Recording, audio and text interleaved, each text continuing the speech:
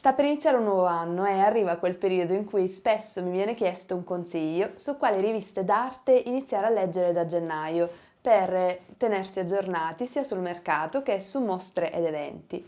Io sono Clelia e oggi vi consiglio 3 riviste d'arte italiane a cui io stessa sono stata abbonata, più 2 extra. Leggere ed informarsi quando si è appassionati come noi di un tema specifico è una delle prime cose che viene naturale e non per forza bisogna farlo da una rivista cartacea. Ci sono infatti 1000 modi per stare al passo con gli eventi, le notizie dell'ultima ora o le recensioni di mostre e libri. Però veniamo tempestati ogni giorno da comunicati stampa dei musei, storie su Instagram, video su giornali online, servizi in TV e il rischio di sentirsi bombardati è altissimo. Così ci vengono in aiuto le riviste. La caratteristica delle riviste, non solo quelle d'arte infatti, è quella di essere specializzate e di raccontare il mondo dal loro punto di vista. Leggendole saremo consapevoli che avranno scelto per noi sulla base della loro specializzazione. Quindi ci sarà probabilmente, in base ai nostri gusti e alle nostre affinità con la rivista stessa, quell'intervista in studio ad un artista di cui siamo curiosi, o quella recensione di quella mostra per cui vorremmo prendere il treno e andare. Questo effetto di fiducia nella scelta, in diversi anni in cui in maniera un po' più consapevole leggo e mi informo di arte, in Italia me lo ha dato una rivista cartacea, Arte della Cairo Editore. Questo non perché questa rivista specifica sia migliore di altre in senso assoluto, ma perché nel periodo soprattutto in cui vivevo a Milano mi è stata raccontata la storia e il mercato dell'arte che mi circondava. Molte mostre, interviste, news su fiere e aste erano relative a quello che stavo vivendo, quindi mi incuriosivano, mi attiravano e mi tenevano aggiornata. Questa è sempre stata la rivista di cui ho avuto l'abbonamento, in cui sapevo che ci sarebbero stati almeno 2 o 3 pezzi nelle mie corde. Ed è una rivista che anche oggi consiglio per tutti gli appassionati di arte del Novecento e di mercato dell'arte. Inoltre ve la suggerisco perché ogni anno viene organizzato dalla Cairo un premio d'arte che è stato vinto da alcuni degli artisti più interessanti del panorama italiano, come Imas Bedo, Fabio Viale o Fabrizio Cotonini. L'abbonamento annuale costa 41 euro per 11 uscite e uno dei numeri è dedicato anche al loro premio. La seconda rivista d'arte di cui ho avuto l'abbonamento per un paio di anni è Flash Art.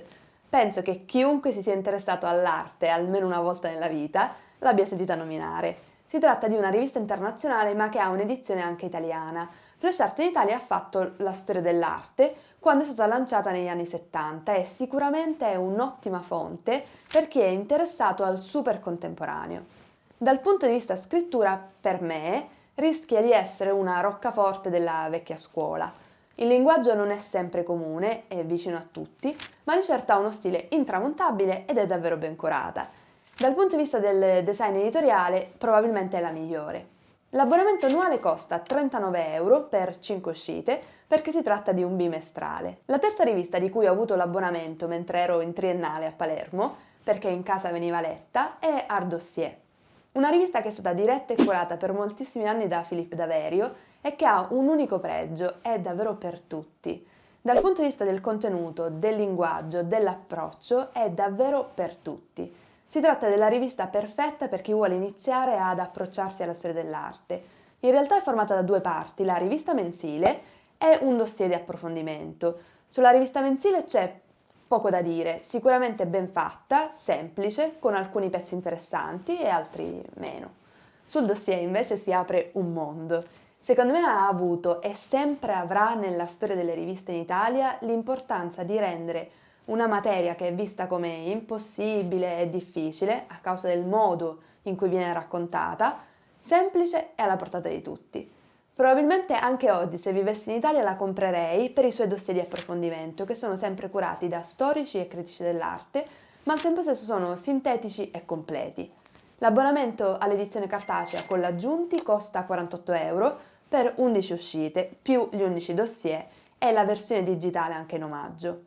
Le 2 prossime riviste rientrano di diritto in questa lista di consigli utili perché le ho lette cartacee e continuo a leggerle online e le ritengo un'ottima fonte di informazione in Italia. Si tratta di Art Tribune e il Giornale dell'Arte. Entrambe hanno un grande pregio e un grande difetto che le accomuna, a mio parere. Sono molto generaliste e al tempo stesso troppo di settore. Mi spiego meglio. Sul Giornale dell'Arte, aprendo l'home page, si trovano informazioni sull'ultima legge in fatto di esportazione di opere d'arte, l'ultimo affresco ritrovato nel borgo italiano e le restituzioni di opere d'arte dalla Francia ai paesi africani. Tutti argomenti davvero interessanti, di tutti i tipi di settori dell'arte e molto specifici al tempo stesso.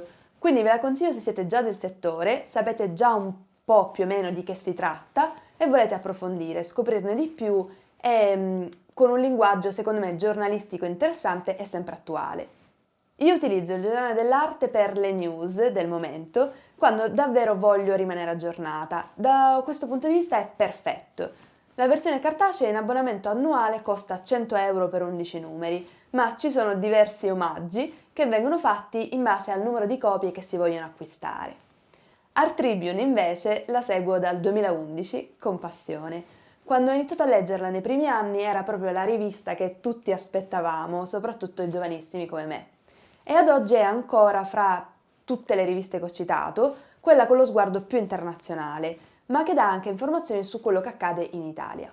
Il mio consiglio è di leggere la versione online per un semplice motivo, che ogni giorno vengono caricati molti articoli di tantissimi settori artistici diversi, arte, moda, spettacolo, quindi diventa un vero e proprio mare di informazioni e per chi è ancora alla ricerca dei propri gusti può essere in un certo senso la piattaforma ideale.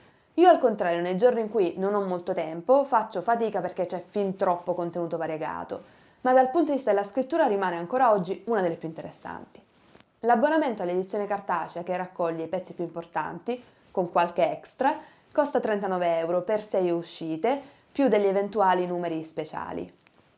Tranne questa, penso, tutte le riviste che vi ho consigliato possono essere comprate anche in edicola al prezzo del singolo numero. Da qualche anno poi leggo anche molto in inglese, perché ovviamente vivendo qui in Inghilterra sono un pochino più esposta alle riviste in inglese.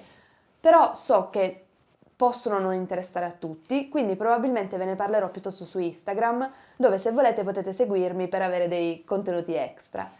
E se questo video in cui consiglio alcune riviste italiane da non perdere, se sei appassionati d'arte, ti è piaciuto, lascia un like e iscriviti al canale. E se tu hai una rivista da consigliare a me, scrivimelo nei commenti. Grazie e alla prossima!